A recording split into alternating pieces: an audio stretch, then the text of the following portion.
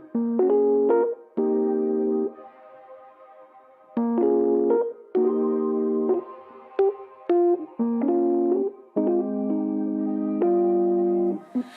can do what I want when I want to do it. I can do what I need when I need to get through it. When I need someone else, can't be too proud for help, but gotta look after myself. Sometimes it can get lonely, never living in the moment.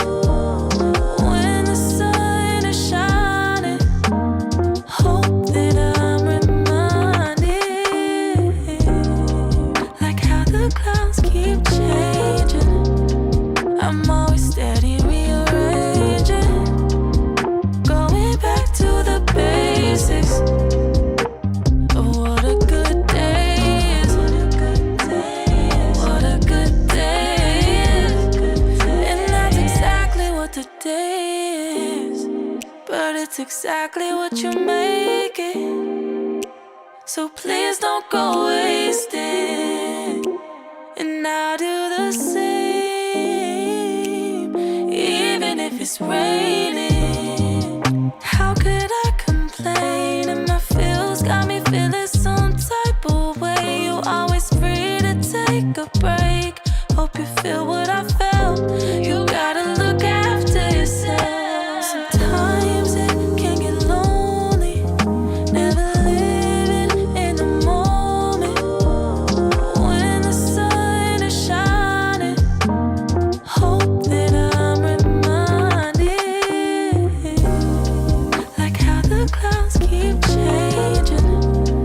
I'm always steady rearranging, going back to the basics of what a good day is. Of what a good day is. What a good day is. And that's exactly what the day is.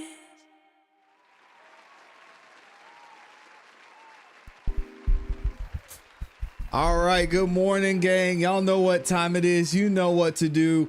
Drop a 1 in the chat if you can hear me. Drop a 1 in the chat if you can see me. We're gonna go ahead and get into it. Shout out to everybody who's in the bell. Looks like we got some ones in there. I almost didn't make it back. Oh my gosh. Okay, we're looking good. Let me see how we looking on the screen though. Hold on one second. Whew, I gotta catch my breath. Yeah, me running back in here. Welcome, y'all. Welcome back to another YouTube live stream and another episode of the Music Morning Show. I'm your host, ClassE Beats at ClassEbeats.com. Got some great stories for you today. We're going to get back into the YNW Melly trial and see if the state did their job. We're not going to hold our breath. Also, we've got some more updates when it comes to the Skip Bayless and Joy Taylor lawsuit, as it's so aptly being named, and a couple other things for y'all as well. But before we get into it, we are going to say what's up to the people in here, man. Shout out to everybody who's in the building. I gotta fix my camera. What in the world just happened? There we go. Hold on. We gotta go. Yeah, that's gonna drive me crazy. All right, we should be good. Let me say what's up to the people before we get into it. Of course, my awesome, amazing Amy is in here showing love. Jay Buckmaster back at it. Michi, Aphids, Nicholas, Nana Banana, Monteresa is in the building. I see you. Connie D is up in here. Mr. Brown, my guy Taco Tuesday. It's Taco Tuesday. Is anybody celebrating Taco Tuesday today? Let me know in the chat. Rice Street is in here as well. Rice Street, you're proud of me? I was on time today. We've got Aja in here. Gerald, good to see you. Valencia, beautiful butterfly. Good morning. SSG Nunu is up in here. D-Lo, B-Rap. We've got Donna Hall. Shout out to Donna. Good to see you in here as always. We've got Sheila in the building. Step Back. What is that? Step Back Boxing. That's a dope name. Jojo, Monica, Trisha. We've got, oh, Mo Mac is back in here too. And Ryan S. Good morning to y'all. I know I missed a couple of you, but I will be saying good morning as we go throughout the show. I do have one favor I want to ask. If you all could, please take a second and like the video. Not only is it free, not only does it help the channel continue to grow, but it lets the algorithm know that y'all are enjoying the show and it shares the video and the channel with more people. We just hit 94,000 subscribers, by the way. Numbers aren't everything. All right. But I appreciate all 94,000 of y'all that are rocking with the channel and that make this community so great. So thank y'all for being here. We're on the road to 100K and we're going to be there pretty soon. So thank y'all for the love and support. Let's go ahead and get into it. Sean P's in the building representing CEB gang in here. We've got Jamila is in here as well. And then Mildred is back at it as well. Beverly, good to see you. All right, let's go ahead and get into the YNW Melly trial coverage because that thing is underway right now. And again, if y'all could make sure you like the video. Here we go. And we've got a little bit of a delay and just a little bit of a reminder for those of y'all who may have missed what happened yesterday.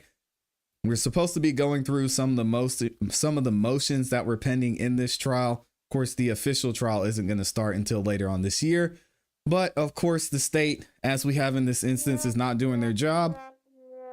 And the judge had to order them to present an affidavit and a warrant to the defense because they're going to need that so YNW Melly can determine if he wants to move forward with the counsel that he has or if he wants to go a different direction. If YNW Melly doesn't know what's going on, part of this warrant is one of the defense attorneys allegedly being investigated. Well, it's not alleged. She's being investigated. Let's keep it real.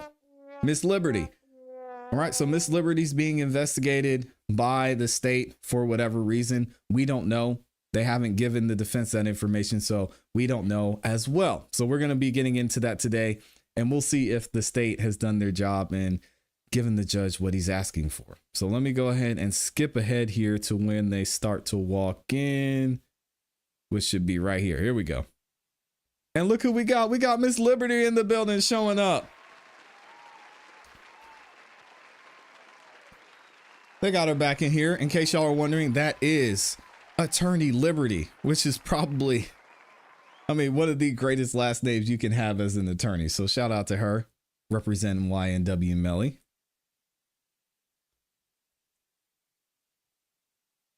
And let me make sure we're not muted either.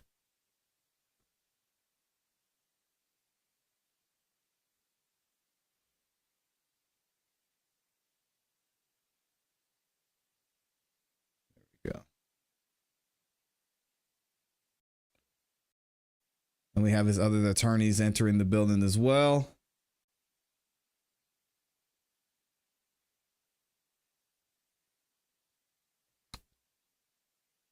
And let me see if we can get to where Melly walks in. There we go. We got YNW Melly walking in as well. Shout out to Raven Liberty. Good morning, y'all. Shout out to everyone who's still in here. Appreciate you. Monica, good morning.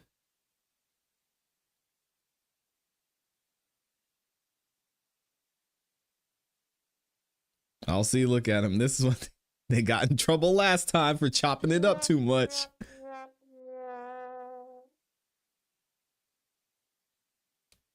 And there was allegedly something going on with, well, I'm not going to get into the rumors. So we're going to leave that alone. This is not the messy channel. This is the classy channel. Good afternoon, Michelle.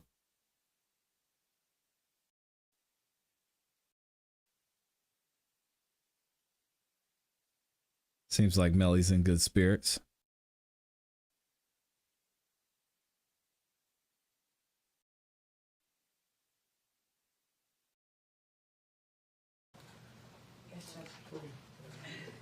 Yeah, we're going to keep it classy. We got Judge Fiend up in here. Involved and sure, that's your case. Yes, Judge. That's February Second trial, February 19th. Yes. Okay. Just so happens. Okay.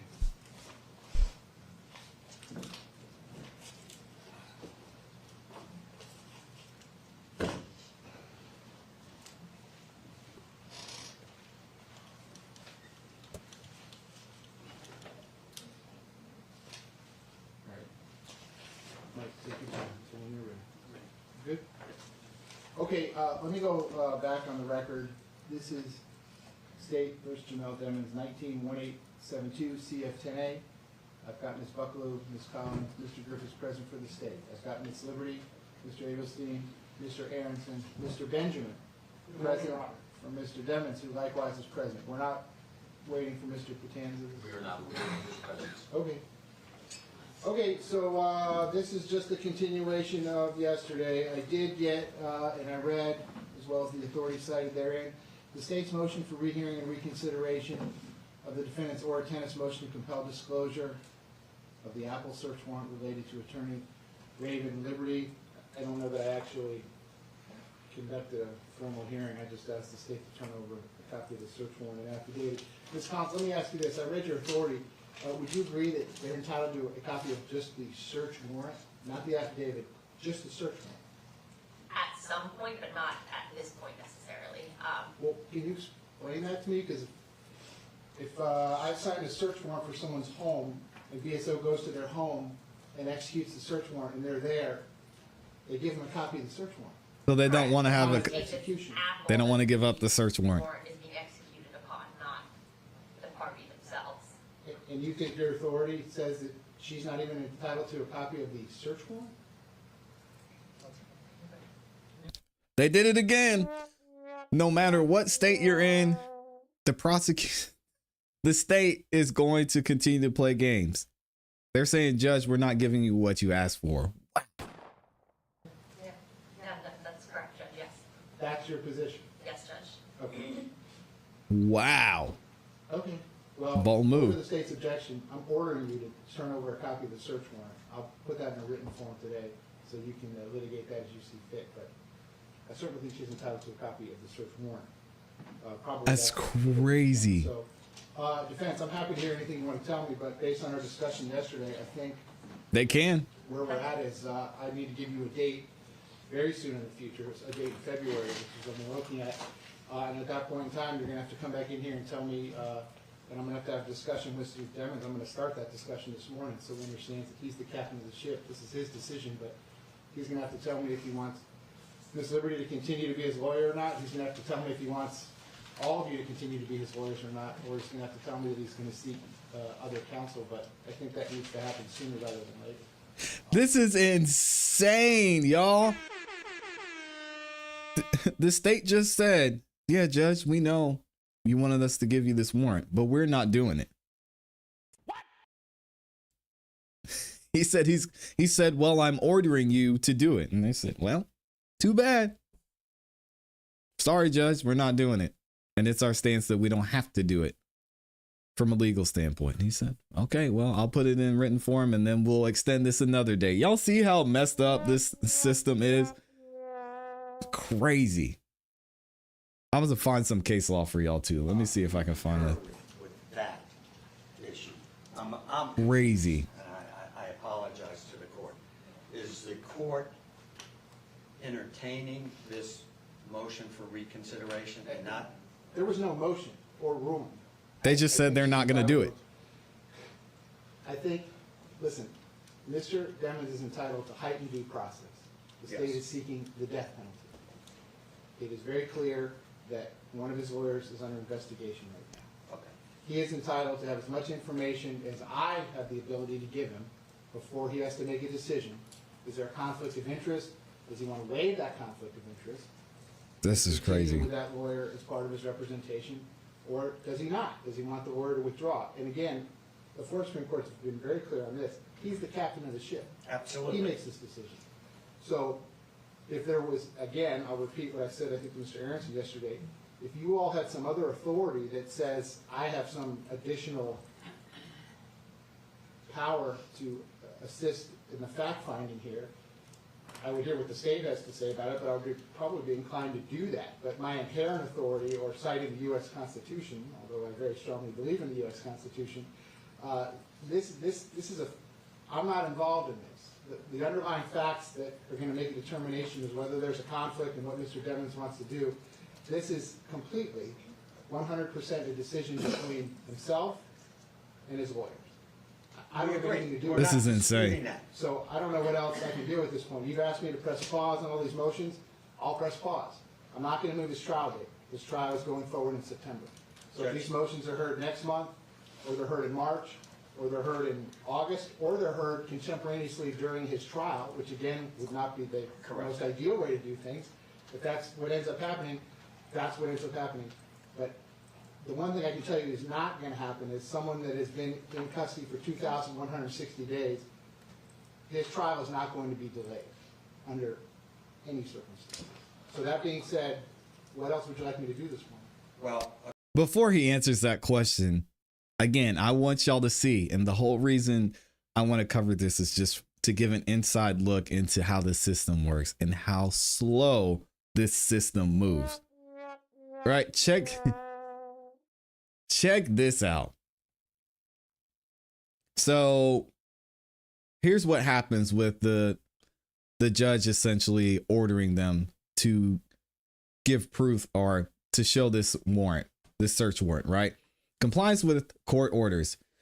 Court order, such as one requiring the state to provide a copy of a search warrant, is legally binding. Failure to comply could result in sanctions, contempt of court charges, and other legal consequences for the state or its representatives. Challenging the order. The state can argue against the disclosure if they believe it violates legal protections. For example, ongoing investigations, confidentiality, or safety concerns. This challenge must usually be raised immediately, often though a motion for reconsideration, which is what the attorney was just talking about, or an appeal to the judge's order. Possible grounds for noncompliance. Ongoing investigation. If the subject of the search warrant is a part of an active investigation, the state may argue that disclosure could compromise the investigation, which I'm sure that's what the state is going to argue here. Privilege or security concern. The state might claim that disclosing the warrant would endanger a witness, law enforcement, or other parties. Judge's final decision. Ultimately, the judge will evaluate the state's arguments and decide whether the original order stands. If the judge insists on the compliance, the state must provide the warrant or face legal repercussions. What does this have to do for the defense? If the state refuses to comply and the judge enforces the order, the defense might argue that this refusal impairs their ability to prepare for trial, potentially leading to motions or sanctions or even dismissal of the charges in extreme cases. Wow. a couple things. Since the state filed a motion. It's a very for unique rehearing, case. There are misstatements in their motion that need to be corrected. Since we received this early this morning and saw it for the first time, we did not file any written plea of response. And if I may, just go through the corrections that we saw. It's Amazing. on number one, it says the search warrant was issued in December of 2024. It was 23, not 24, a year earlier. We agree with that, but yeah. In paragraph Wow. number 2, they said that the state disclosed an ongoing investigation to Miss Liberty. That is absolutely untrue. We learned of it through Apple. They confirmed it yesterday for the first time, over a year after the search warrant was executed. Paragraph number 5 indicates that this investigation is separate and apart from the defendant's current case. It conflicts with paragraph 11 that implies that this investigation is related to the tampering case of Mr. Demons. Is it unrelated Morning, Al. or is it related? I think the court needs to know that, because if it's related, I believe, and we will file a written response under discovery, he's entitled to that information, anything that leads to relevant and important information.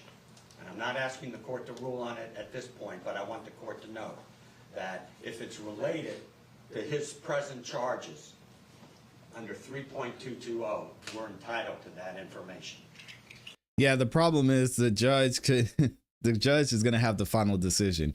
And he, I think, implied earlier that well, Melly might have enough information, or the information that he needs to make a decision whether he wants to keep Miss Liberty or not. He doesn't have to know the exact details. He just needs to know that she's being investigated and there could possibly be issues down the line. And the defense is arguing, well, we should know everything. It's going to be a tough one. It's going to be a tough one. They make a statement that regardless of what Mr. Demons wants and is willing to waive the conflict, they believe that Ms. Raven must get off the case, regardless of that. That's their assertion. They have to prove it. And Do they have to prove it to this court? State on notice that they must prove.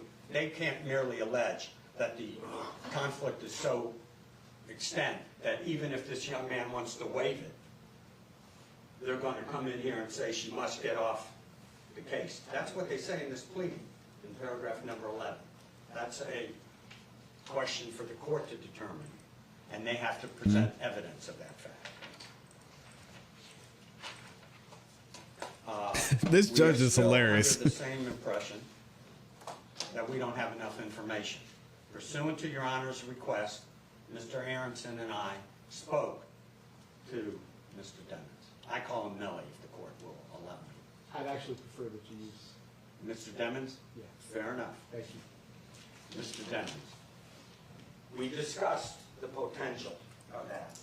And if the court accepts my representation, or the court can inquire from him, he informed us that he doesn't have enough information to make that decision.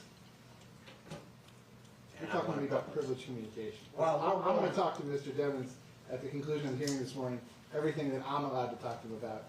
I want to hear about anything that you all talk about. I was just willing to profit his statement of that fact. And we Can't would, be of talking course, about ask what you the and your court to client talked deny about. Their motion for rehearing and rule consistently with what you ruled yesterday, that they not only have to produce the search warrant, but the affidavit. Well, do you want to respond to any of the case law they cited about ongoing investigations? That would relate to the affidavit. Well, it relates, if it's related to his present charges under Rule 3.220, they must turn it over. So let them come in here and make a representation that it is either unrelated, totally different, or if it's in fact related, he has a right to see that information. And 3.220 is clear on that. Anything that could lead to relevant information must be disclosed. Oh, this guy's sitting back in his chair. One other matter that we need to go sidebar on. This is going to be tough. Well, hold that, pause on that till the end. State, is there anything else that you want to tell me today? The only thing I'm going to do is talk to Mr. Demons about the front end of this colloquy, if you will, and then give you a future date, which I'm looking at is February 18th. That's the day before my next trial starts, after the trial that's starting tomorrow. And on Tuesday, February the 18th, what I'm also going to ask each side to do is, if there's any motion pending that you think I can hear that is not interfered with by the pending matters that are up on appeal at the 4th ECA, state if you have anything that you want me to hear on February 18th, just file a notice of hearing and identify the motion you want me to hear. Defense, if there's anything else you want me to hear on February the 18th, just file a notice of hearing and identify what it is you want me to hear. I anticipate the murder trial that I'm commencing tomorrow will be done by then. It may not be, but Y'all are wild. I'm hoping that it is. And if it is, then I'll give you the whole day on February the 18th to address this issue regarding his representation. And if it turns out we can go forward and hear some of these pending matters, then I'll be happy to do that too. Judge, I could just ask, I know you said file a notice of hearing, if we could have a deadline like by February 1st, so we don't end up in the same position we did this time where it was filed, three business days Well, before. let's see, we're talking about February 18th, so how about the end of business on February the 7th? How about that? That's fine, Judge. All right, so that goes for both sides. If there's anything you want me to hear on February the 18th, just file a notice of hearing, identify exactly what it is that you want me to hear. And I'm gonna see him February the 18th at 9:30 a.m. Again, we'll call it all pending motions. maybe we'll be able to work all day, and maybe we'll be able to do nothing. I guess that's really gonna be up to you all. State, is there any other requests that you have this morning? Yes, Judge, as to the search warrant itself that Your Honor is going to compel us to provide, I'd ask that we have until February 1st, just so that we have time to pursue the appellate remedies in the meantime, and then I'd also ask that it provide it to Your Honor in camera first, because it's the state's position that No there are, way. even in the search warrant itself, certain things that make reference to other targets of the investigation, which are confidential, privilege, and would jeopardize the investigation. So There we we'd go. ask that Your Honor review that in camera, if any necessary redactions have to be made, and then it can be provided to defense. Which, again, that's what we just talked about and went over. Those are the few times that maybe the judge would say, okay, it's not a big deal. I'd like to see it. We don't really, just for the content, we don't have to see it. As long as Melly and his team are able to be provided with that, then do what y'all got to do. We would object to that procedure, and they've had over a year to produce these documents, so it's no surprise. We would ask that be given to us by the end of tomorrow. Dang.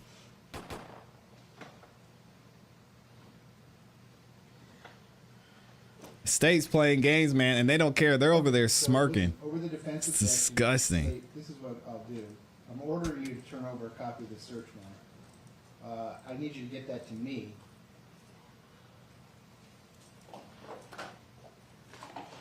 A week from today, that's January 14th. End of the A day, week? January 14th, that comes to me, and then I'll review it, and then I'll distribute it as I see fit. I can't imagine there's anything in there I'm gonna redact. I mean, it doesn't matter. A week States from can today? Investigate whoever they want for anything they want. To do this in the midst of a capital case, State, I realize some things are gonna happen that you might not find ideal, but that is of your doing because you've chosen to do this in the middle of a capital case, so, Mr. Can I ask a question to our honorable attorneys who watch this channel? Why in the world do they need a week to provide this? Is it so they can clear all their bases and make sure there's not some type of information in the search warrant that's going to jeopardize the investigation? Or I don't understand why they need more than 24 or 48 hours to get this to the judge. It doesn't make any sense. Demon's heightened due process rights will take precedent over every other matter in this case. Then make them get it tomorrow, Judge. That's just the way it's gonna have to be, but I'll grant your request over the defense objection, at least as to that. Ms. Wilcox can give you a blank order, you can fill it out this morning, I know it's over the defendant's objection, but show them the order, and I'll be happy to sign it. The search warrant comes to me within 1 week, Yes, and Judge. then I will review it in camera, and then I will distribute it accordingly, as I see fit. State, anything else you want me to do this morning? I just don't understand why they need a year or a year, a week. Outside your matter that you want to talk to me about, sidebar, anything else Yes, you want since me to you're do this going morning? to, in camera, review the search warrant, we would ask that the state submit the affidavit. Well, the case law seems pretty clear that you're not entitled to that, but if you have some competing authority, I'm happy to look at it. Yes, sir. Your Honor, on another note, I was a little confused yesterday as to whether or not you have lifted the stay as far as discovery, and we can start discovery again on everything, or we're still under that stay order? Just asking for I asked both sides if you wanted to do that. I thought you both told me that you did want to do that, that you wanted to do the things that Yeah. you can do. I want to do everything, I agree with you. but Time is short, but, That would be crazy if they didn't have a warrant. stay. well, State, what do you want me to do? Judge, we need to speak with the Attorney General's office, because we have that stay for a reason with certain things, but we have plenty to do Outside of that. first, so Okay, we have. well, why don't we do the things that we all agree we can do? So the answer to Mr. Hampton's question is yes. Without objection from either side, the stay is lifted to the extent that we can litigate any matter that's not currently before Well, the no, court. we are objecting to that, Judge. That was already done by Judge. Y'all are saying the warrant doesn't Right, exist? Judge Murphy That's already lifted. crazy. As to, Modified it, right, he so that we modified could it. do ongoing Oh, discovery okay. as to things that were not up on appeal. Okay. Again, if one side notices something for February 18th and the other side thinks that that is included in the matters that cannot be handled. Thank you, this is Kel Bell. at The 4th District Court of Appeals, I'm sure you will file a written response and let me know that. The Honorable Attorney Kel Bell is in the chat and says, I can't imagine why they would need more time, especially if the judge is going to review it first. And I'll go further, especially as the defense said, considering they've had a year to provide this document, especially considering that we've been talking about this for the past however long. Insane. And I guess I'll have to make a decision whether I agree with you or whether I don't. Defense, besides the matter that you want to talk to me about, anything else? Why do they need a week? Judge, the only thing I would like to have you possibly consider is that you had said you were prepared to ask Mr. Deming some questions right now. I'm a little concerned that with the lack of information that exists in this case, for him to even opine on where to go right now, based on what? The paragraph in their motion that says that he has to make a decision now because we told him there's a conflict.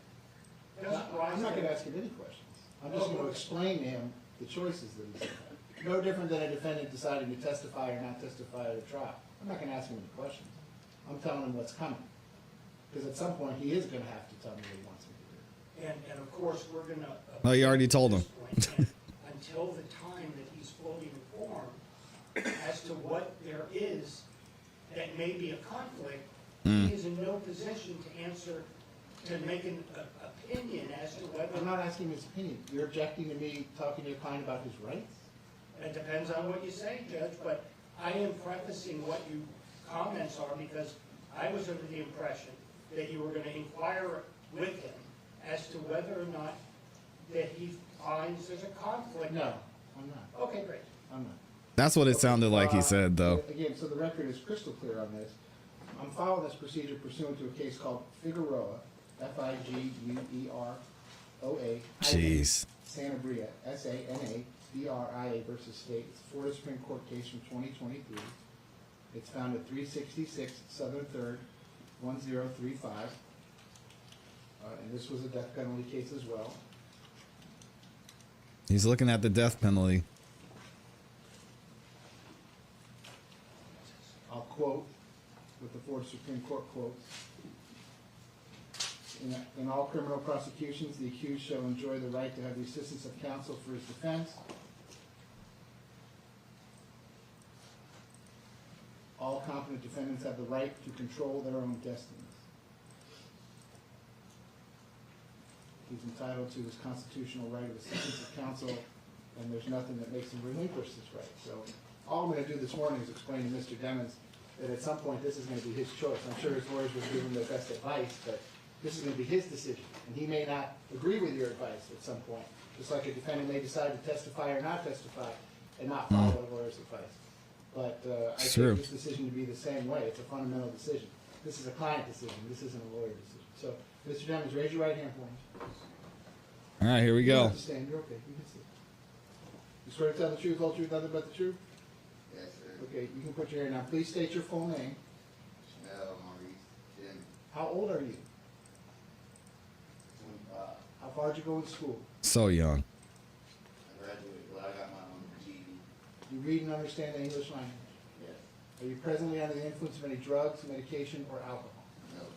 Have you ever been treated for a mental illness? No. Are they giving you any medication in the jail right now? No. How are you feeling this morning?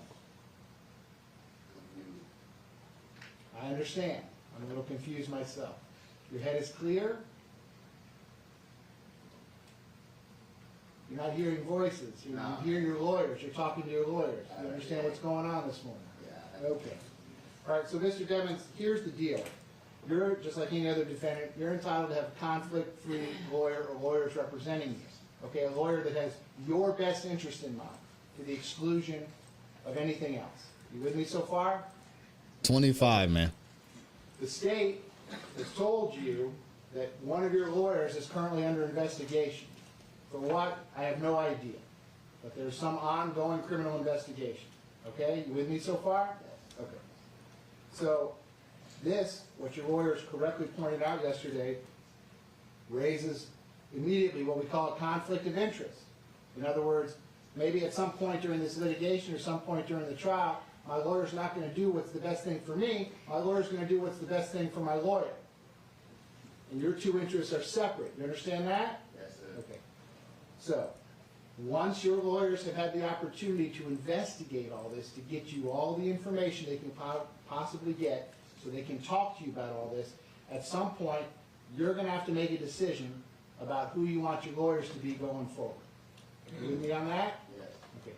Even if there is a conflict, you can waive the conflict if you want and say, Judge, I understand there's a conflict, but that's okay. I like these lawyers. They're doing a great job for me. They did a great job for me in the past, and I don't want to change, lawyers this late in the game. You understand that? Also, he can raise that at any time and at any point in time. So this isn't the final decision.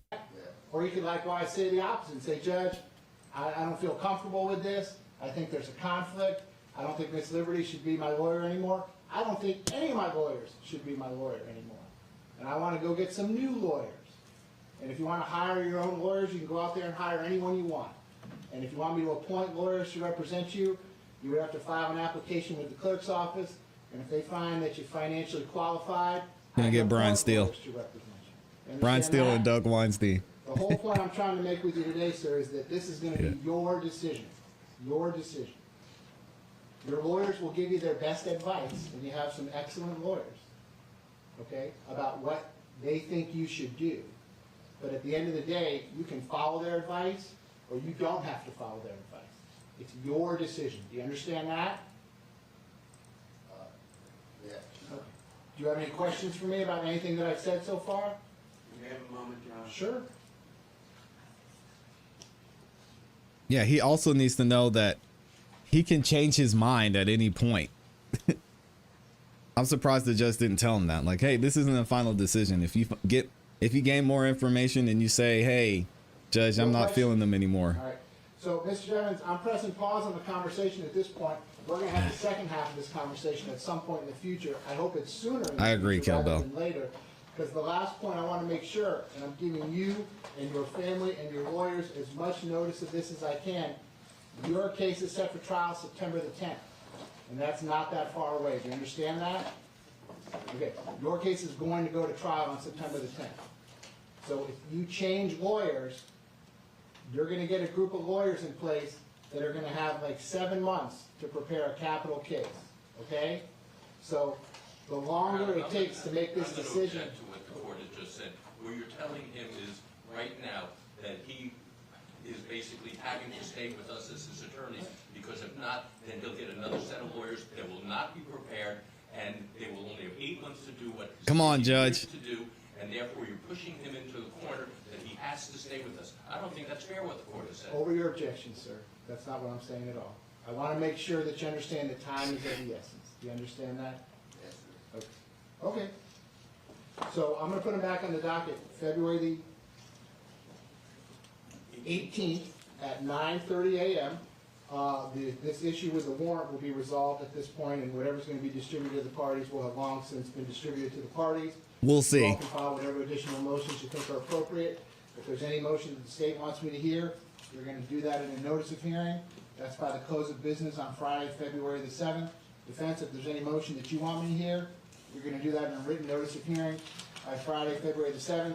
If I don't have something noticed in writing by Friday, February the 7th at the close of business, I will not be hearing it on Tuesday, February the 18th.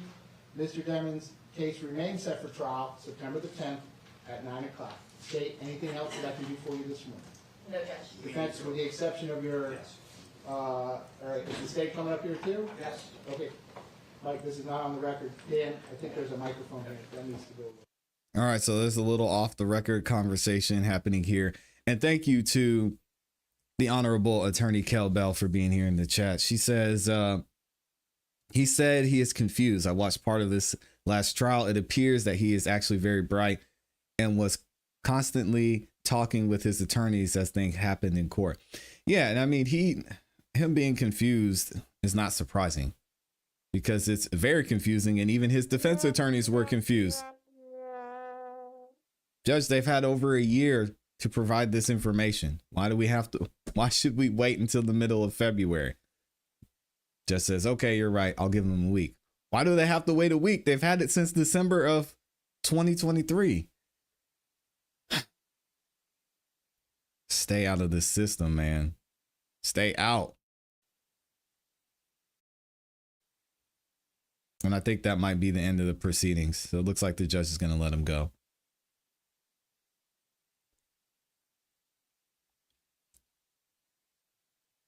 And I'll have to find out his other attorneys' names as well. You got Melly's family in there.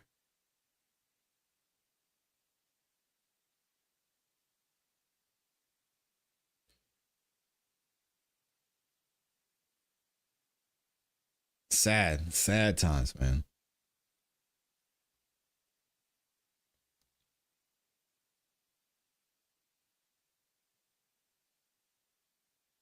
So y'all have to let me know what you think about this. The state is going to have until next week. We already went over some of the reasons that they would not comply with the judge's order. He said he's going to have the written order in place by tomorrow, and then the state will have an opportunity to respond. I have a feeling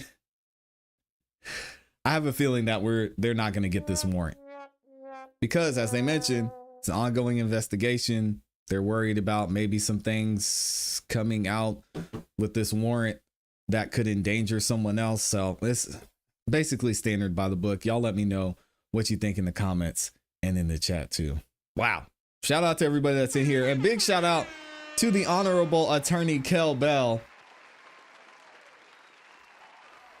Sheesh, man. Y'all stay out of this system, man. It's tough. Ducky Dexter says, is he on house arrest at least? Oh, no. February 13th, he would have been in jail for 6 years. Exactly. Florida court don't care how far you have to travel to come to court. Now they can't turn over discovery and this death sentence case to trial in 9 months. Yeah. What else are y'all saying? Like he said, no matter what, the trial will be in September. He has good male lawyers. That Miss Liberty, I don't know. She has a black baby daddy who she's playing baby mama drama with. Oh no, we're getting the tea in here. He told the state yesterday to show up with it today, and the state said no. And they're allowed to do that. And then the judge is going to put in writing, and then they'll come back and say, Judge, this is why we don't want to do that. And essentially the judge will have the final decision. So he'll be able to decide if he thinks they should give him the warrant or not. So we'll have to wait and see. Angie is in here. Good morning, Angie. Shout out to Wanda's in the building as well. Slim Life is in here. Good morning, Slim Life. We've got Andrew Carson in here. He said, this is the longest time I've ever seen somebody in county jail. At least the judge appears to be trying to be non-biased, unlike oh man, the Rico case judge. Dang. Yeah, he's not trying to clean up any messes yet. All right, y'all give me 1 second. We're gonna take a brief intermission, and then we'll get into our next topic.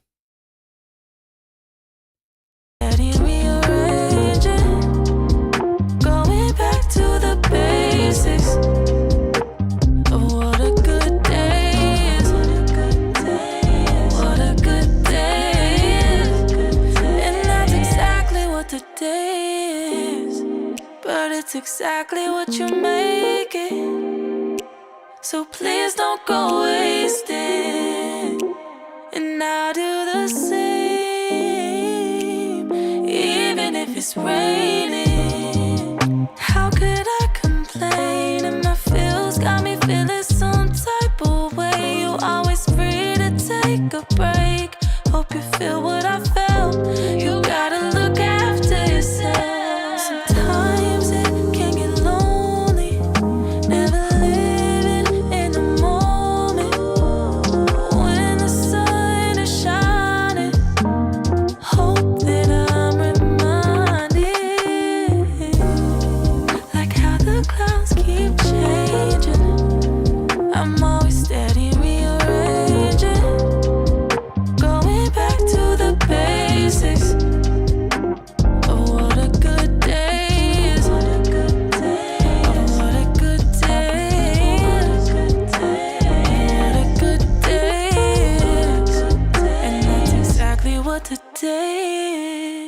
right. Again, shout out to Keely for helping us out with the theme song this morning. Absolutely amazing.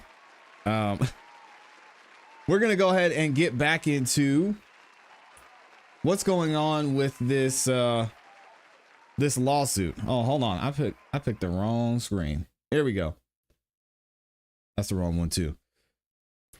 So we talked about yesterday what was going on with this lawsuit against the Fox network, Joy Taylor, Skip Bayless, and all the craziness that's going on there.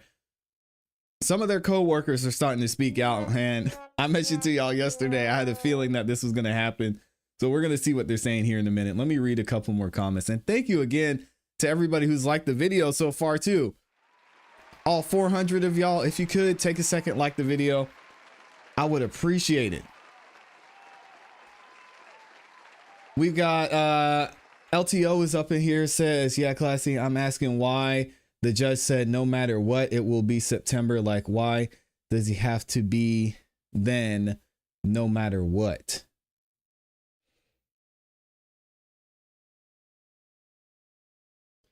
He's saying time is of the essence. Let me see.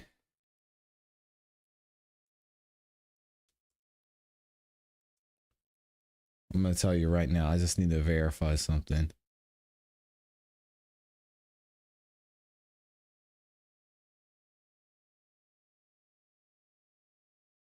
So that's a good question. And maybe one of our attorneys will mention that, because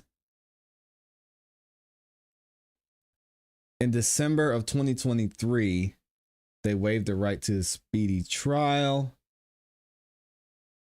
because they needed more time.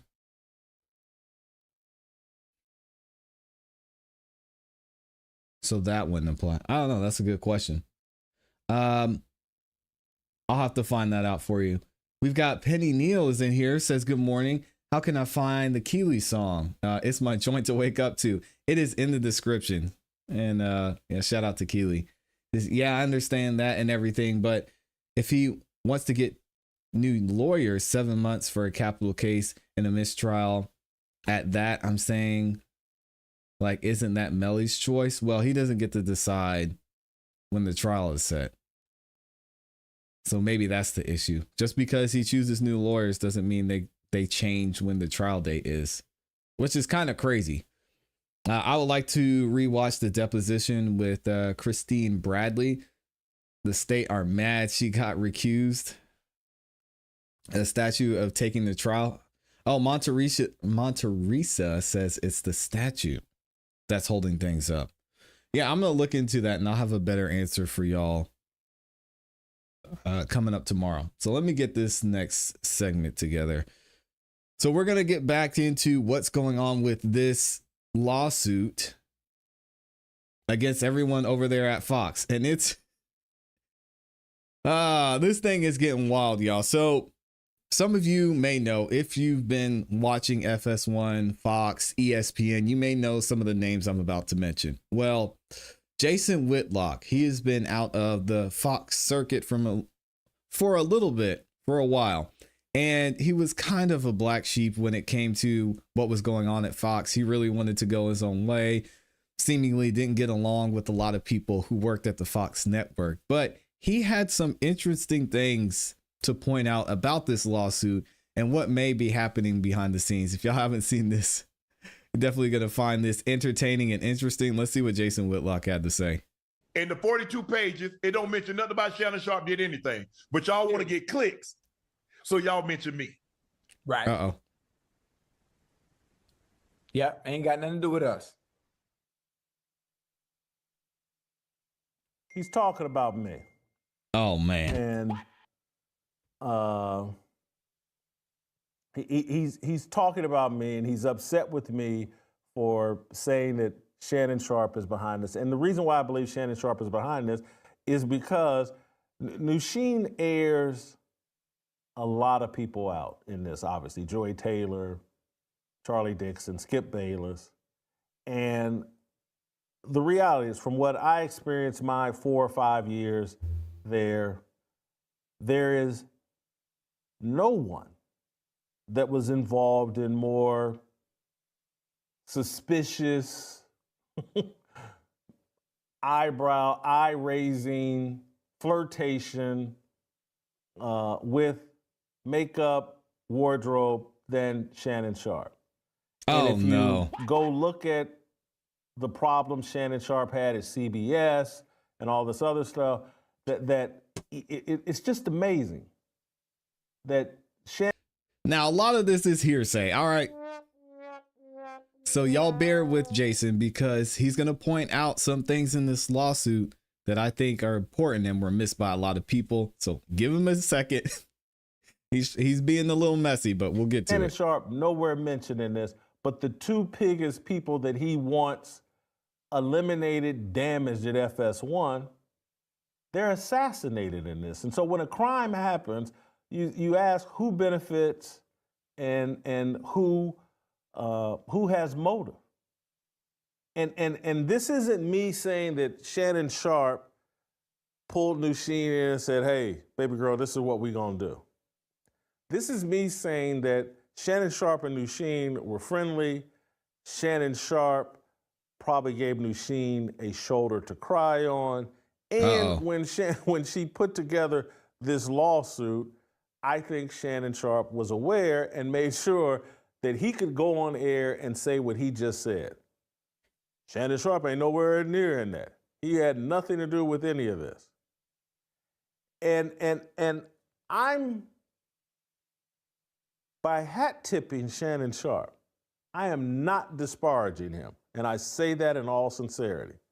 I'm saying that in this corrupt television environment with all this phoniness and phony people and all of this sexual immorality built into the system and all of this leveraging of people for opportunities, Shannon Sharpe playing the game, played the game the way the game should be played. There was Dr. EJ. a piece. Nusheen is basically a piece on the chessboard. Let's call her a pawn, and I don't say that disparagingly. But he caught wind of like, hey, there's a piece on the chessboard that could be moved in a direction that benefits me. And he took advantage of that. The same way his position is, Skip Bayless had pieces on the chessboard that he thought could move in a way that benefited Skip Bayless and eliminated Shannon Sharpe. So you will hear me and think, and Shannon Sharpe may think, that I'm attacking Shannon Sharpe. I'm not attacking Shannon Sharpe. Wait for it. I'm hat tipping the man for that's how you play the game. And I say that in all sincerity. You had a problem with Charlie Dixon and Skip Bayless. You caught wind of an opportunity to help someone help you inadvertently, and you did that. And the other clue in here, if you read the 42 pages, there was just this mysterious comment out of nowhere, and people will hear this, and this is me I'm totally committed to the audience. I'm not doing what's in my best interest. I'm here to tell you, the audience, what I think is going on, and damn the consequences to myself.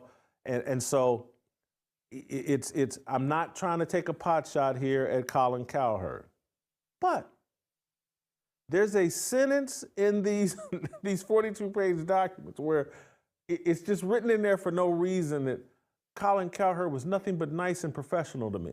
Uh-oh. I was like, where did this sentence come from? What did this have to do with anything?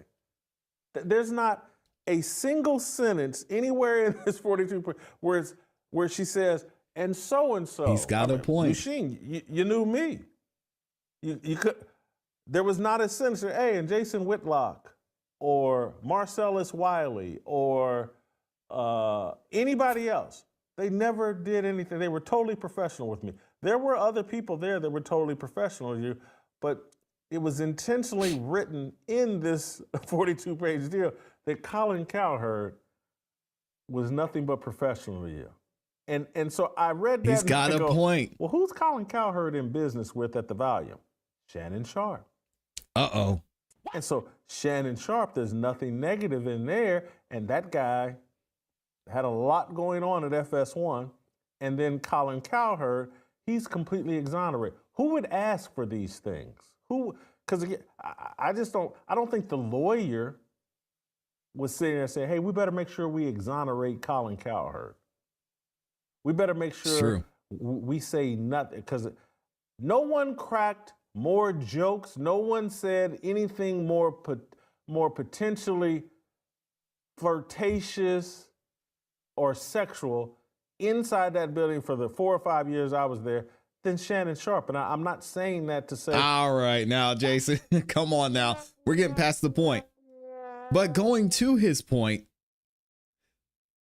this is very interesting, because you do see throughout all of this lawsuit, she's saying this person was terrible. The lady I was working for was terrible. We had Miss M was spazzing out on people and then got let go.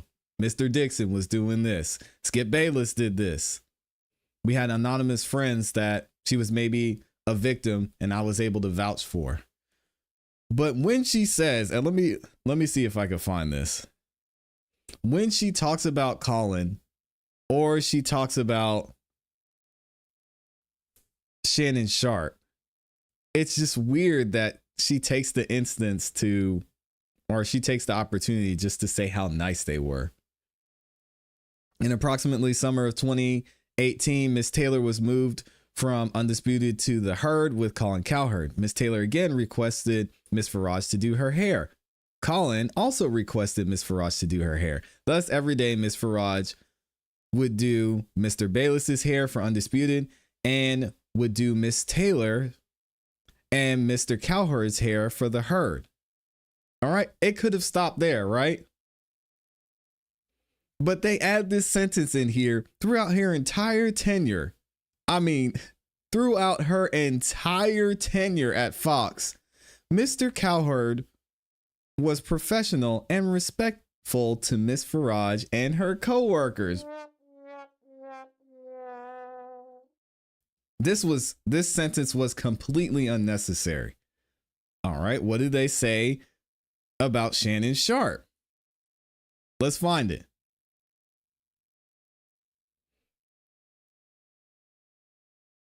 We go to Miss Faraj's job is threatened because she does not sleep with Mr. Bayless. We know this story. We already went through it. Skip began angrily accusing Miss Faraj of effing Shannon Sharp. Miss Faraj tried to explain that she did not have any feelings toward Mr. Sharp and never slept with him or any other talent member or employee at Fox. But before she could speak, Mr. Bayless demanded she come to his car after the show. Miss Faraj explained over text that she is not sleeping with Mr. Sharp. Let's keep going. Mr.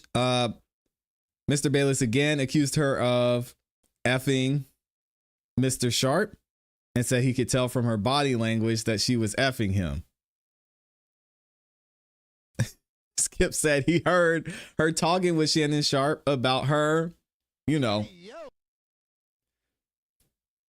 And then Miss Faraj responded that even if she had been dating Mr. Sharp, which she wasn't, it shouldn't matter at all because she only had a professional relationship with him. Okay, let's keep it moving. What else does it say?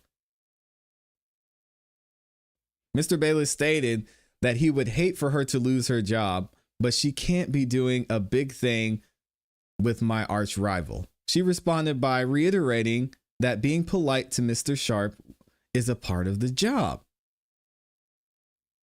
What else do we have? Then we have that Skip learned that Miss Faraj had never been involved romantically with Shannon Sharp, and Skip apologized for insinuating that they were having a relationship, right? And then on December 21st of 2023, Skip told Miss Faraj that he still loved her. Oh my goodness. And confided that Mr. Dixon was the one who had told him that Miss Faraj was sleeping with Shannon. And Mr. Bayless then again tried to have sex with her. And she wrote about it in her diary. It's a crazy accusation. In approximately July of 2016, words spread amongst Fox's employees about a new show that was going to be a big deal, as it would star Mr. Bayless and Shannon Sharpe, or is going to be referred to as Mr. Sharpe, right?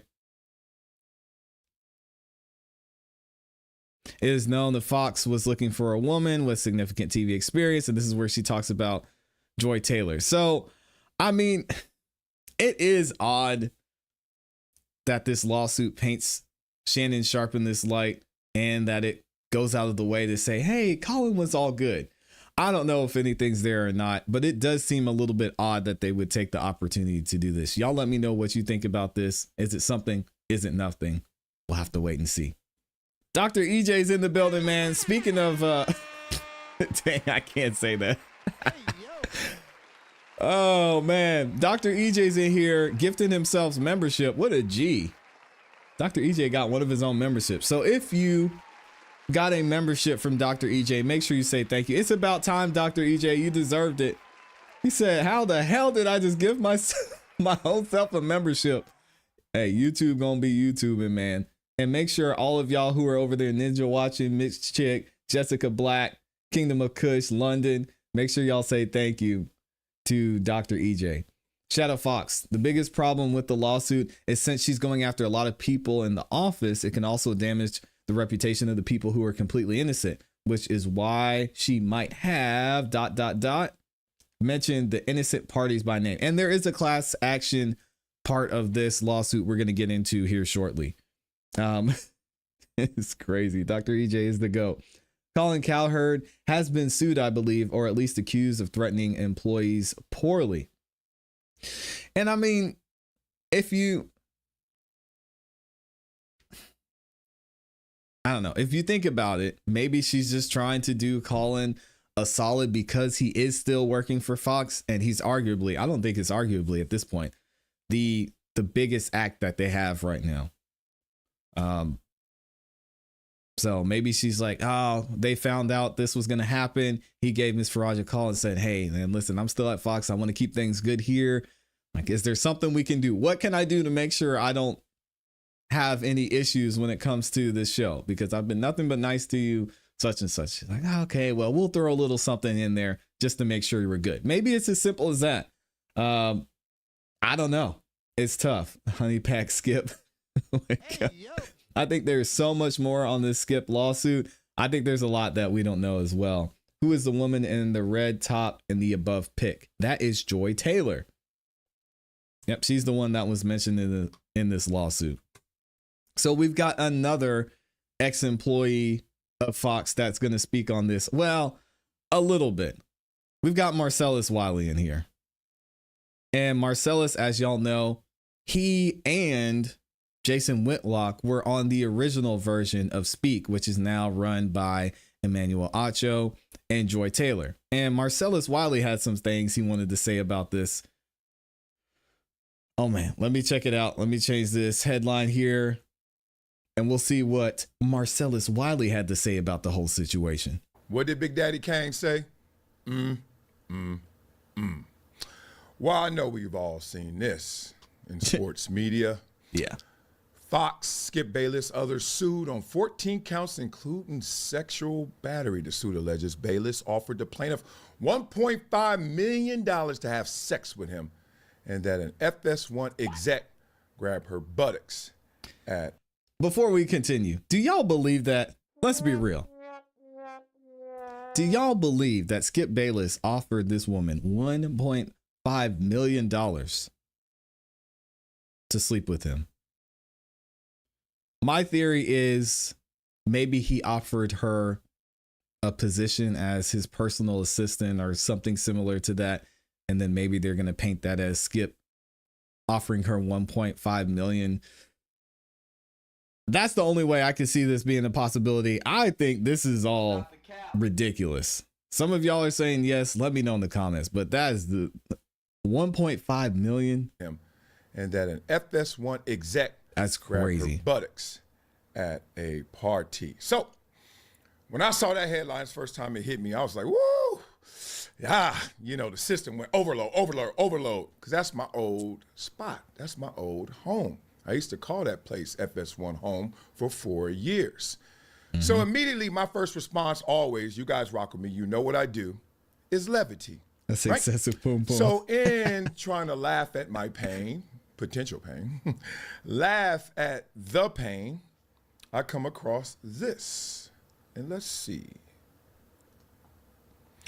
Fox Sports host Joy Taylor has been accused in a lawsuit of sleeping with several prominent executives and personalities to get a prime role with the network. Did not see that in the original headline.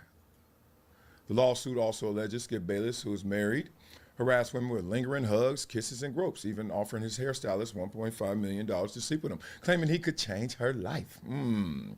Okay. Not much levity here yet. Goodness. Between Tampa and Los Angeles. Oh, not it's like Colin. we've got all. I mean, two cities have glommed all the championships and. Okay. Colin, man. Colin's never gonna live that down.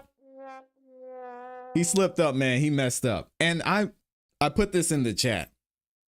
I think y'all underestimate how difficult it is to move $1.5 million. So again, that's why I think the attorneys who wrote this claim are intentionally leaving out information. I don't think Skip Bayless, again, if this is true, we'll assume for a second it's true. If Skip were to offer her $1.5 million, it wasn't to have sex with her. It would have been phrased as, oh, maybe you want to work for me. You can come to the house, because they mentioned briefly that she had been coming to the house. They didn't go into detail about that either. And at one point she said, oh, okay, I'm going to stop going to the house. So maybe it was propositioned in a certain way that it would benefit her to have a relationship with Skip, just like Joy Taylor did allegedly with Mr. Dixon. But him just saying, oh yeah, I'll send you 1.5. I'm not buying that at all. You can send a wire overnight. Yeah, someone's not going to see a wire overnight and $1.5 million and be like, that's weird. These dudes having the times of their lives. Okay. All familiar pictures, all familiar I highly faces. Now a different context as you look at these. Skip and Shannon Undisputed. Yeah, we co-host, but this is your show. So I owe you a little gratitude. But Joy better not ask me. I mean, Joy, my girl, but Joy better not ask me when I'm coming back. You know what I'm saying? I mean, me and Joy cool, but we go, you know. Steven Jackson over there crying. Oh, y'all doing too much. But truly, in the sports industry, I do not know anyone that is more impressive in every way, shape, or form than the one and only Joy Taylor, ladies and gentlemen. Oh, Lord. I can't. Just got done with rehearsal for the new show Speak, and I got to take a moment to shout out my co-host Joy Taylor. A woman, a black woman. Okay. Daily show. Sports. Do you all realize how hard it is to get into the position that she is in? Take me out. It's my turn. Not that hard. You told me it was my turn. All right, too much. Okay. I always have levity. For my situation, when I had a lawsuit against me, I don't run from anything. I addressed it immediately. And one of the things about it in situations like this, because this is wild, as one of my favorite content creators always says, well, this is certainly wild. I love all of these people for different reasons, but I love nothing more than the truth. So in respect to what I love most, we have to address this fully. Okay. Now I can approach this a million different ways. Y'all know me. Come on, Marcellus. But for this video, I want to summarize the entire 42-page lawsuit that I read last night, sleeping next to MJ, my little itty bitty. And then after we do that, we're going to break this down into 4 focus points for people to follow and focus. The reason I chose this approach is simple, because when I was accused, I wished everyone would have read the 18-page lawsuit against me, word by word. because it would have been blatantly obvious how false those claims were if you knew the beginning to the end, even an allegation, not even reality. But I know people's level of concern is not that high for me, and I also know your attention span is not that great anymore. So true. No one's going to do that. But I will systematically break this down, page by page, over the coming weeks. I'll give it that. If not for my own desires, because I wish it would have occurred for me, but also let's get to the truth. I'm gonna say one thing after reading this entire lawsuit. I'm gonna say one thing right now. This is my disclaimer. I've read a lot of these lawsuits, including my own. He's got a lawsuit too. Receipts of these assumptions, these allegations, is alarming. That's true. It's damning if you're one of the defendants, which is Fox, FS1, Joy Taylor, Charlie Dixon, and could be more, as they stated. From text messages to eyewitnesses to anonymous witnesses who still haven't revealed their names, and the fact is, this is a class action filing. This could get uglier real fast. Here's an example how it could get uglier. What if there was an employee who lost their job, or their job was negatively influenced, right? Intimidated, moved around, put in bad situations, off the network. And it was because their boss, allegedly, was sleeping with another employee. And their co-host was sleeping with the same employee. And then that same employee, coincidentally, just ends up replacing that individual. Who's he talking it's an about? Example, of course, but imagine some kind of love triangle where the boss and a co-host was sleeping with the same person who ends up replacing that individual. Interesting example, isn't it? Allegedly. Our approach today to keep this video from being 1 million minutes, and it's already getting close, is to say three things. What is alleged? He's talking about Acho and Dixon. And what I think or what I really know. Y'all know me. Many names were mentioned. Let's go there. Not all accused, but that includes the names we've mentioned so far. Emmanuel Acho mentioned. Joy Taylor, Charlie Dixon, defendants. FS1, Fox, defendants. Shannon Sharp mentioned. Colin Coward mentioned. The head of FS1, Eric Shanks, and Mark Silverman potentially become more than just mentioned, but defendants. Hey, itty bitty clan. He got the kids in there. All right, we don't want to see the kids. We don't want to see the kids though. Skip ahead of the kids. And then I love you. Don't come back to me. Oh man, as y'all rock with me, y'all know that's how it goes. Open door policy. Goodness. Okay, let's get back to this. There's nameless other employees. Look, I could just hit back. And there's 4 focus points, 4 folks of focus in this lawsuit. Skip Bayless, Joy Taylor, Emmanuel Acho, and Charlie Dixon. That's who I'm going to break down today. Okay, now, the worst alleged accusations. Let's start with Skip Bayless.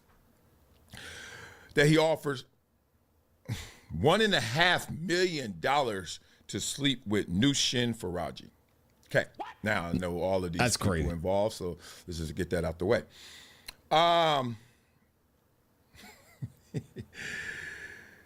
Continuously harassed her for years, allegedly, under the impression that Shannon Sharp, he thought Shannon Sharp was sleeping with her, so he's like, if he's able to sleep with you, why can't I? And I care for you. And based off of those accusations, he also allegedly held her job in jeopardy, dangling it. You know how it goes. Held it over her head based on how she was treating him. Never got to that point. You read the lawsuit, you'll see all the twists and turns of this. Let me give it to you. Alleging that is pretty damning in headline right now. Everywhere you look right now, Skip Bayless's name is being splattered in a negative light, especially being married, and married at the time, and still doing this, allegedly. Now, the receipts Skip's been married of for this a long time too, because this did get to HR levels in conversation. Specifically, she's been in conversation with other executives about this situation. What's interesting also is Charlie Dixon and others were brought into the fold, at least had light of this, as she mentions in the lawsuit. What I know about this is that, in general, the makeup room is a setup for failure, setup for disaster. It's a recipe for disaster. And this is not to damn the makeup artist. It's because that's the breeding ground for all these salacious relationships. Everywhere I've worked, and you can look it up. You can just literally type in network, makeup artist, blah, makeup blah, blah. room, dressing room. It's an intimate environment. She's right in your face. And I've seen it go both ways. The players, or the former players, or the announcer, the host, whoever the guest is going in there ready to mac, ready to holler. It could be that person. It could be the makeup artist who is, she knows how close in the proximity she is to some access, some success. She knows how powerful these figures are.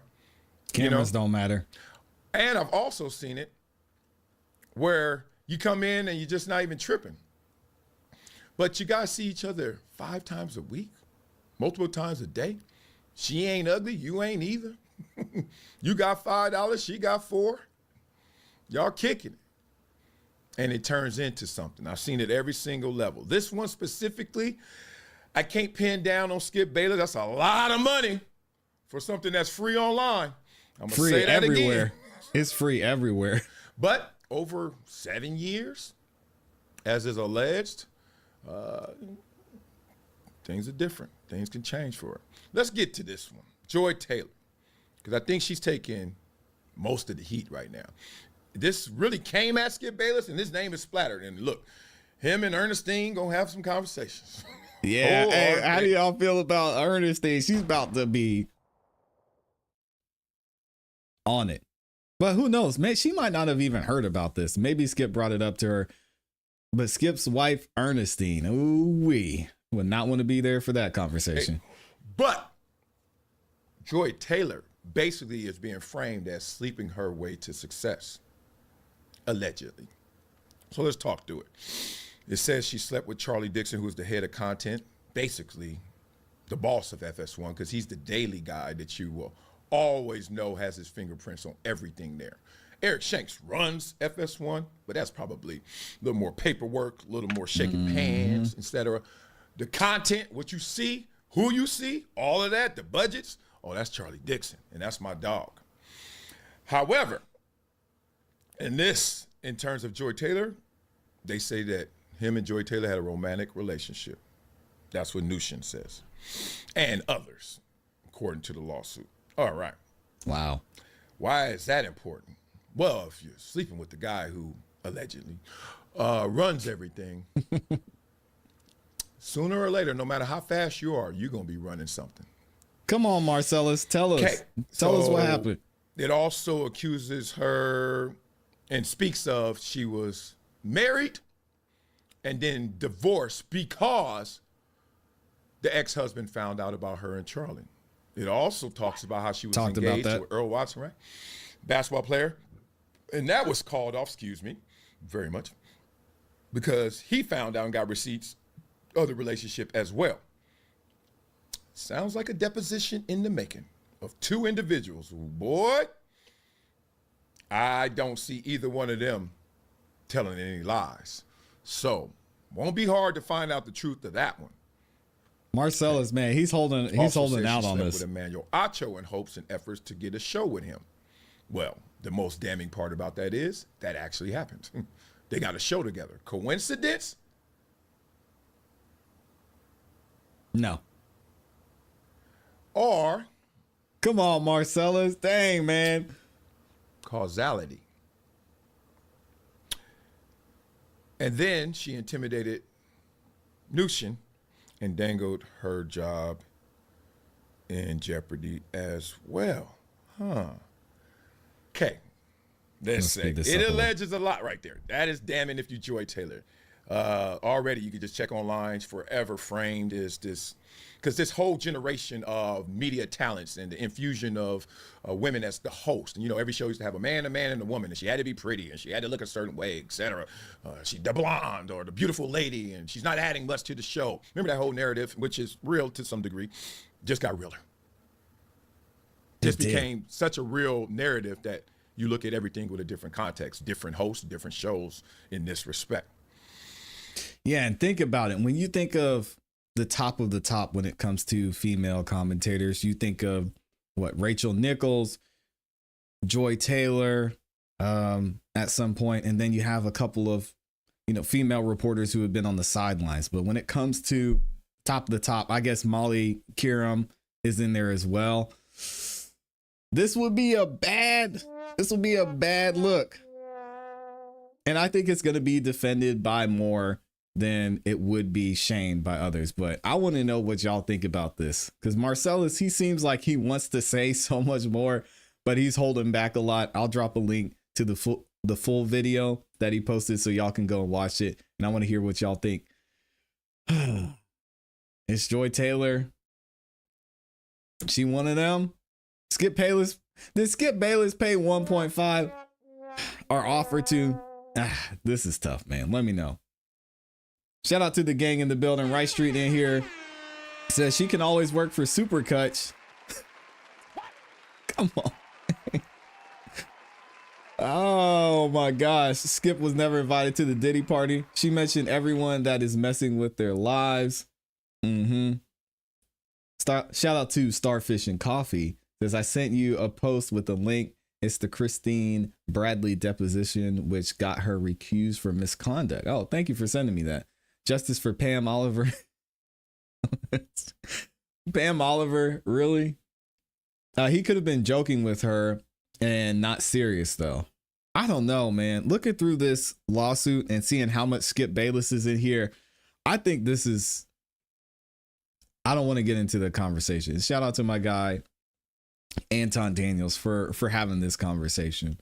Just about what would happen to Skip versus what would happen to Joy Taylor. I think Joy's going to be fine after all this. Skip Bayless, he's probably never going to get an opportunity again. Like Skip Bayless is done. Whether this is true or false, Skip, if he wasn't done before, this is it. So good luck to him on his YouTube and everything that's going on. No, Joy Taylor in the other cases, I think a lot of people might even view her as a victim, or just, as Jason Whitlock mentioned about Shannon Sharp, somebody who's playing the game. Hey, her body, her choice. If she wants to use it to try and get close to these guys and do what she has to do to get to the top, allegedly, then more power to her. And we're going to keep it moving. And I'm sure people, will see this and Joy might even get more phone calls. You know what I'm saying?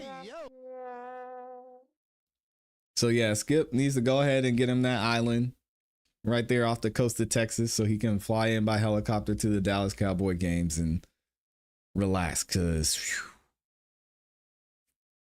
this is a bad one. And I mentioned in the video yesterday that it seems like Skip sent her some text messages and she got him on recording, which is crazy. Let me see if I can find this.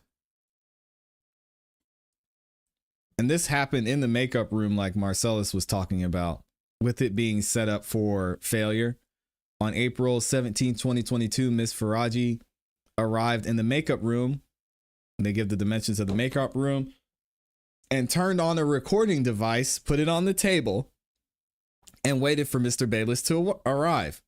In the meantime, two of Miss Faraji's co-workers, who were privy to Mr. Bayless's actions, went into other talent members' rooms. So they'd be up in the talent members' rooms adjacent to the makeup room to listen into the conversation. Mr. Bayless then arrived in the makeup room for Miss Faraji to cut his hair in accordance with his regular schedule. Mr. Bayless knew that the makeup room was always recorded and clearly states this room is bugged during their conversation. Mr. Bayless stated that he would hate for her to lose her job, but she can't be doing a big thing with my arch rival.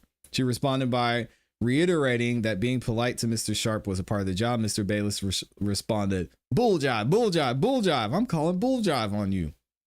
Mr. Bayless then warned that he doesn't want her to lose her job over this. And allegedly all this was caught on recording. Yeesh. It's bad, man. This is a terrible look for Skip. I want to look at, and we're going to look at this real quick. Just the Skip. Why, Skip? It's embarrassing, man. I want to go and look at the class action part of this and kind of get an idea. Where did Joy go? There she is. Get an idea of what's going on here and what we're actually going to be looking at from a class action standpoint, because she might not be the only one to come forward. And I think this is something that a lot of people aren't talking about. Yeah, the fun and interesting thing is, you know, Skip Bayless and Joy Taylor and Shannon Sharp, what they were involved in there.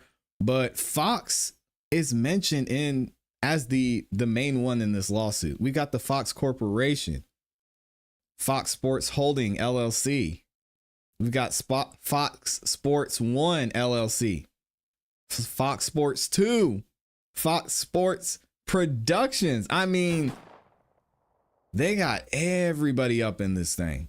So this class action section is going to be interesting to see if anybody else comes forward, if some of these anonymous employees that she mentioned throughout are going to be a part of this class action. Because, I mean, there were several instances in here where Miss Faraji mentioned that there was an employee having an issue and she's like, "Hey, I got your back. If anything goes down, I'm going to speak up about it." What are the class action allegations? Plaintiff brings forth this class action on behalf of herself and all others similarly situated pursuant of California Code of Civil Procedure, Section 382. Plaintiff seeks to represent a class defined as follows: all non-exempt hourly individuals who worked for Fox in California during the period commencing 4 years prior to the filing of this complaint. So there's a 4-year window. So anybody during that time, get on in there. Plaintiff further seeks to represent the following subclasses composed of as defined as the following. What do we have? Minimum wages subclass. All class members who were not compensated for all hours worked at all the applicable minimum wage. Overtime wages, same thing. Reimbursement subclass. All class members who were not reimbursed for necessary business expenses. I wonder if that would include anyone who was hired from outside the corporation as well. So if somebody didn't get paid for a job they did, they're in there. Final wages subclass. All class members who, within the applicable limited period, did not timely receive wages that were due and owed upon separation. Severance. So severance wasn't getting paid by Fox. Come on, Fox. Wage statement subclass. Within the applicable limitation period, were not provided with accurate itemized wage statements. Oh, they're going to be looking at everything. All class members at UCL subclass. All class members who are owed restitution as a result of Fox's unlawful, deceptive, and or unfair business acts or practices. So they're going to be looking in the HR department as well. Plaintiff reserves her right under California Rules of Court 3.76 to later amend, modify, limit to particular issues or divide the class and or subclass descriptions. Numerosity. The plaintiff is informed and believes that the members of the class and the subclasses are so numerous that joinder of all members is impractical. While the precise number of the members of the class and subclasses has not been determined at this time, the plaintiff is informed and believes that there are more than 100 class members and more than 100 subclass members for each subclass. Oh my gosh. So 100 overall. Then you've got 6 of these subclasses. So they're saying This class action could include nearly 1,000 people. Oh man. The number of members of class and subclasses will be readily identifiable and locatable through Fox's own employment records. Typicality. Plaintiff claims are typical of the claims of the members of the class and subclasses because she was a non-exempt hourly employee who was not paid for all hours worked, not paid for all overtime wages at her regular rate of pay, which she alluded to before, was not reimbursed for all necessary business expenses, was not timely paid all wages that were due and owed upon separation, severance didn't get paid, was not provided an accurate itemized wage statement. Plaintiff seeks recovery for the same damages that were suffered by other members of class and subclasses. Adequacy. The plaintiff will fairly and adequately represent the interests of the class and subclasses. Plaintiff has no conflict of interest with any member of this class or subclasses. Do y'all think she really kept her slate that clean? I mean, shout out to her for having the integrity to make it through this crazy situation unscathed. No conflict of interest. All right, we'll see. Plaintiff has retained competent and experienced counsel in complex class action litigation. Plaintiff and her counsel are committed to vigorously prosecuting this action on behalf of the class. Commonality. The common questions of law and fact exist as to all members of the class and subclasses and predominate over any questions solely affecting individuals, members of the class and subclass. Among the questions of law and fact common of the plaintiff and the class and subclasses are as following. Did Fox fail to pay the minimum wage? Did they fail to pay members overtime and double time for all overtime and double time hours worked? Y'all know these companies do not like paying overtime and double time. Did they fail to pay overtime and double time at the regular rate of pay? Did they reimburse class members for the business expenses? Did they timely pay the members their wages due when they separated so people weren't getting checks? Oh man. Did they fail to provide class members accurate itemized wage statements? I don't think that's as big as a deal, but we'll have to wait and see. And then we got the superiority of the class action. Class action treatment is superior to any alternative to ensure the fair and efficient adjudication of the controversy alleged herein. Such treatment will permit a large number of similarly situated persons to prosecute their common claims in a single forum simultaneously, efficiently, and without duplication of efforts and expense that numerous individual actions would entail. Furthermore, prosecution of separate actions by individual members of each class creates the risk of inconsistent or varying adjudications of these issues presented herein, which in turn would establish incompatible standards of conduct for Fox. Fox is not going to want this nightmare. I mean, I think the lead attorney said they generated 13 some billion last year. And it said it at the beginning of this lawsuit too. They just need to write a check on this class action and make it go away, because digging into all of this for thousands of employees just sounds like the biggest headache in the world. Furthermore, the amounts at stake for many of the members of each class, while substantial, may not be efficient to enable them to maintain separate suits against Fox. No difficulties are likely to be encouraged in the management of this class action that would preclude its maintenance as a class action, and no superior alternative exists for the fair and efficient adjudication of this controversy. All right, so here's the first cause of action: failure to pay minimum wages. We went through this and it gives example. She realleges and incorporates on behalf of herself and the class members each and every paragraph of this claimant as thoughtfully set forth herein. Okay, so they weren't getting paid. And they give a whole details here of what went on. Second cause, failure to pay overtime wages. Sheesh. Based on information and belief, Fox failed to compensate Ms. Farage and class members for all overtime worked. All overtime? Dang. How did they get away with that? to incorporate all non-discretionary remuneration, including but not limited to shift differential pay, bonus pay, multiple base rates of pay. Lord, Fox, come on. Failure to reimburse for business expenses. We all know that's on a case-by-case basis. They can just say, yeah, it's not a business expense. Failure to pay all wages upon separation. That has to do with severance. We've got failure to furnish accurate itemized wage statements. So you don't know how much you're paying in Social Security. You're never going to see it anyway. So just forget about it. Unfair, unlawful, or fraudulent business practices. What's this about? Ms. Farage realleges and incorporates on behalf of herself and class members each and every paragraph of this complaint thoughtfully set forth herein.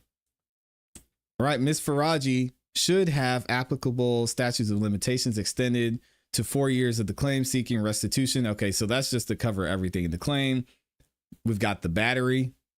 We know what happened there. We've got hostile work environment. Skip was hugging up on her, trying to feel up on it. So was Mr. Dixon. Hostile work environment, again, same thing. We've got hostile work environment, disability, failure to prevent harassment. Oh, geez. Negligent supervision, hiring, and retention. Joy Taylor. Retaliation. Wrongful termination in violation of public policy. What's this quote that they have in here? Ms. Farage engaged in protected activity and immediately experienced an adverse employment action on many occasions. She took medical leave only to have her supervisor cut her hours, she mentioned. She reported a co-worker for screaming, "F you, you Persian bitch," exhibiting erratic behavior. That was Miss M. She reported Miss Taylor's targeting of her based on her race and or nation of origin. She's Iranian and disability PTSD, only to be removed from speak. Yeah, they're done. Wrongful termination. We know Skip had something to do with that. And here's what they're looking for. All right, should be pretty straightforward. Oh man. Plaintiff individually and on behalf of the proposed class and subclasses prays for judgment against Fox as follows. For notice to all non-exempt hourly individuals who worked for Fox in California during the period commencing 4 years prior to the filing of this complaint. For an order certifying this action, compensatory damages in the amount according to proof, liquidated damages in the amount according to proof. Can't imagine what that would be. Restitution, including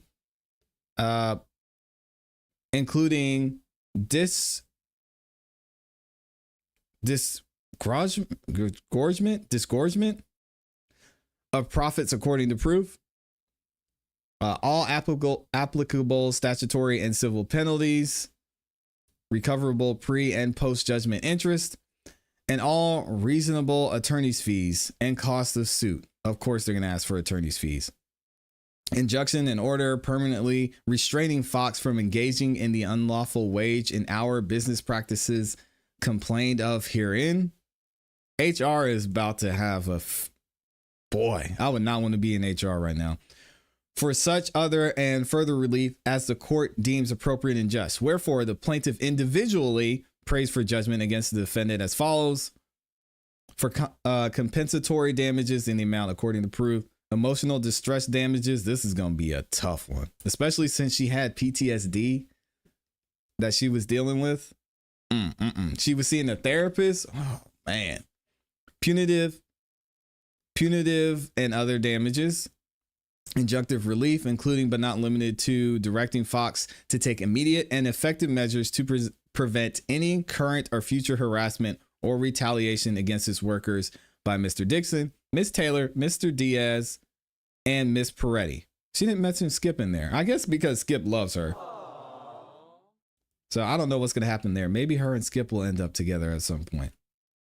This should include, at minimum, terminating the responsible individuals and conducting more private and comprehensive internal investigations. Oh my gosh. She wants their jobs.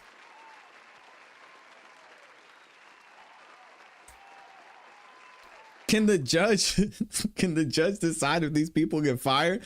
She wants Mr. Dixon, Joy Taylor, Mr. Diaz, and her former boss to get chopped for reasonable attorney's fees, of course, for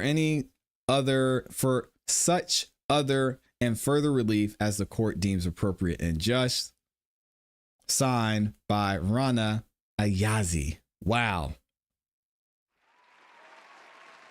What do y'all think about this, man? This class action is going to be a mess for Fox.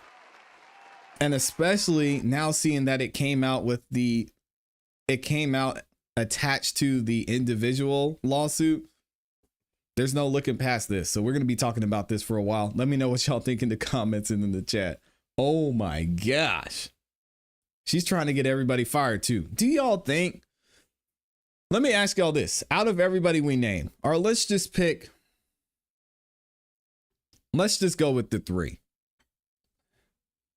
We can't go with the 3 because Skip's already gone. So let's go with these 3. Emmanuel Acho, Joy Taylor, and Mr. What is his first name? Charlie Dixon. Out of those 3, who do you think should be fired? Or do you think any of them should be fired? Maybe that's a better question. First question, should someone be fired? That's the question I want to ask y'all. Slim Life says, I'm not hating, but she's not all that. She's pretty, but oh, dang. I'm talking about Miss Faraji. I'm going to keep those comments to myself. The hair cutting heifer was an hourly employee. She was not getting it like that. Maybe she got tips every now. Oh, well, I can't. I think that's maybe an improper use of the term. Maybe she was getting some extra cash on the side. Slim Life says yes. You think some of them should be fired? Deja Monet says Dixon needs to go. She was definitely getting tips, says Amy. Come on, Amy. I can't say nothing. Amy does not miss. She does not miss a thing. Amy says she was definitely getting tips. My gosh. Okay, so y'all are saying yes. You think somebody's going to get fired. Who should be fired out of this? And again, on this channel, no matter what, it is innocent until proven guilty. Now, again, this is a civil claim, so it's a little bit of a gray area when it comes to the burden of proof here. But if you got to look at this from the Fox Corporation standpoint too. Like Amy says, almost time for my lunch tip. Oh, Lord. Slim Life says, no, I mean, yes, I was talking about Faraji. Oh, yeah. You're good. Whoever's guilty should get canned. So you got to wait and see, Shadow Fox. I mean, Joy Taylor, she was up on Speak for Yourself yesterday, all covered up too. She had, the girls were in the house all day yesterday. I guess it was cold. Where they do the show from? Taylor will definitely be fired. Penny Neal says Taylor will definitely be fired. I don't know.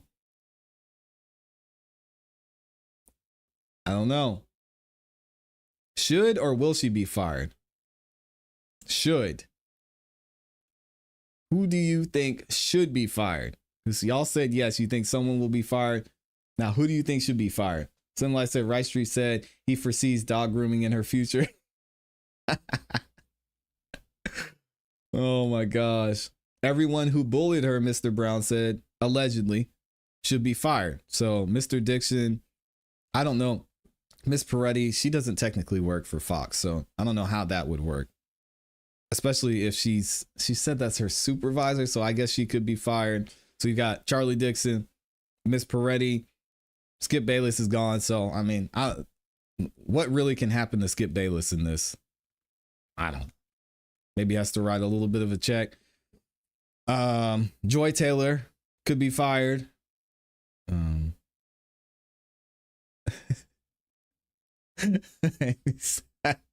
I gotta stop reading Amy's comments.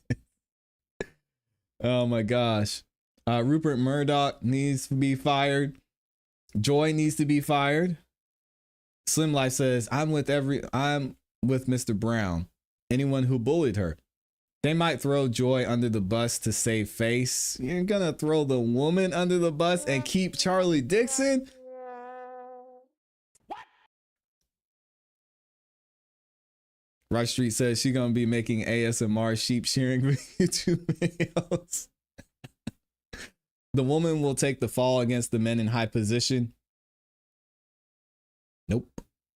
I 1000% disagree. I think Charlie Dixon, he might as well go ahead and pack his bags.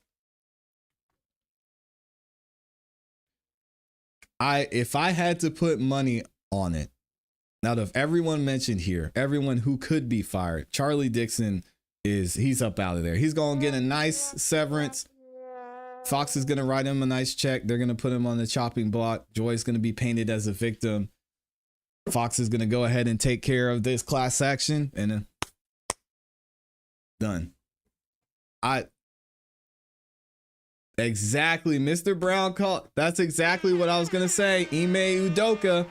Y'all remember the NBA was a great example. Ime Udoka was having an affair with an executive's wife for the Boston Celtics. What? And they cooked this man on social media, on all these platforms, ESPN, Fox. They cooked Ime. Never had any smoke for the wife of the guy who was having an affair with Ime.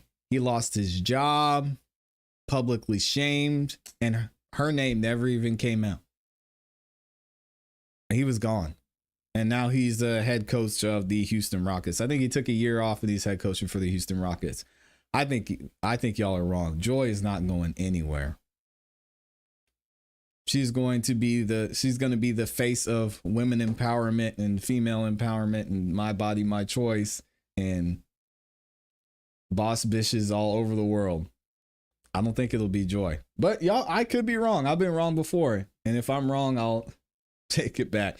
Firing Joy in 2024, I think would be crazy for Fox. Let's not forget he lost Nia Long. I mean, I'm going to keep that comment to myself. Charlie's worth way more than Joy. It's about to let loose. As an executive vice president, no, he's not. He's a liability. Think about it. Again, y'all have to think about it from Fox Sports side. Charlie has been a liability. Under his watch, Undisputed has fallen apart. Joy Taylor's done what she's done and has worked her way through. Fox is not even close to competing with ESPN. Maybe this is the change that they needed. This is an excuse to get rid of Charlie Dixon and to hire a new vice president of content for FS1. FS1 is struggling right now. I mean, they're bad. So if anything, a TV personality firing,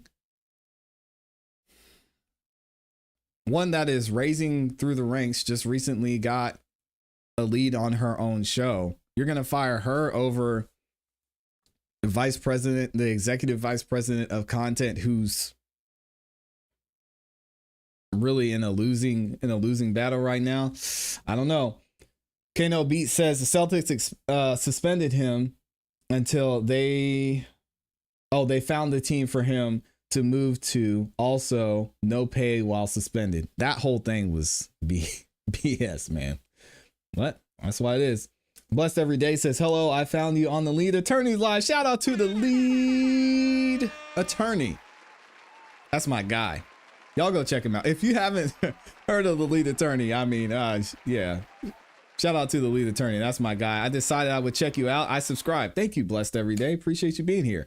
Melissa said, I'm behind. But if Melly, she's talking about, is 25 and has been in jail for 2,000 days. He was either 19 or 20. He was 19. Yes, Brian Steele and Max, I'd get them all. This is craziness. Shadow Fox says, sorry, net loss. Charlie generates more money than Joy, but I could be wrong. Not if the ratings are down.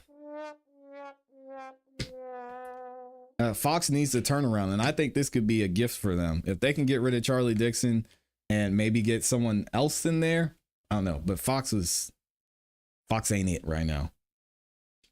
Dixon should, but it won't happen. Well, not in front of the cameras. Oh, Charlie will quietly go out the back door. Yeah, if it were me and I were Fox Corporation, Charlie would be up out of there.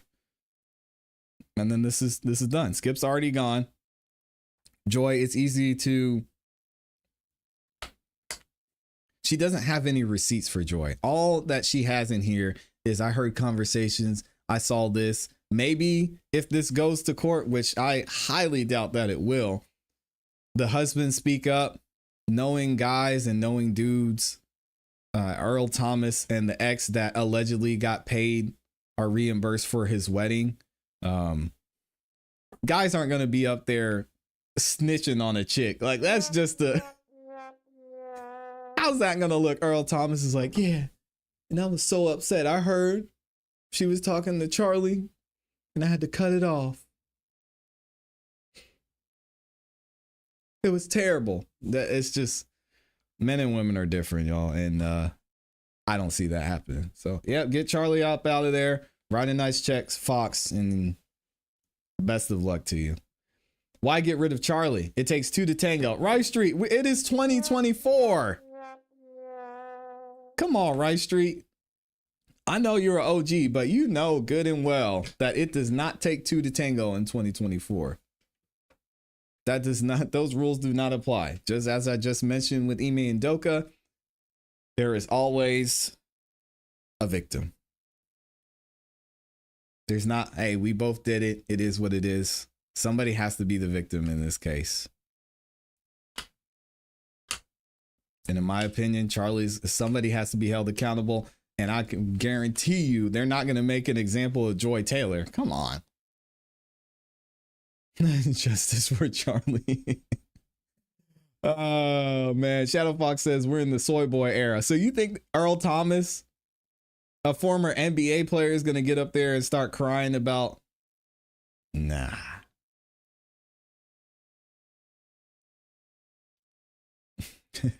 Renee says, I'm behind. It's 2025. Well, it's only been 2025 for seven days. Give me a break, okay? The victim is never who they put in our faces. Well said. All right, y'all. We're going to get up out of here. Thank you to everybody who supported. I appreciate y'all. You know, we're going to be back tomorrow at 9:55 a.m. Eastern Standard Time. If you haven't subscribed yet, subscribe. Hit the notification bell so you don't miss any time that we go live or drop a new video. If y'all haven't, watch one of our other videos. I dropped a bunch this morning and yesterday afternoon. We've got more coming for y'all this afternoon. Hope y'all have a great rest of your day. And as always, you know what to do. Keep growing, keep pushing, keep it classy. We go. Peace. Time for Amy's lunch.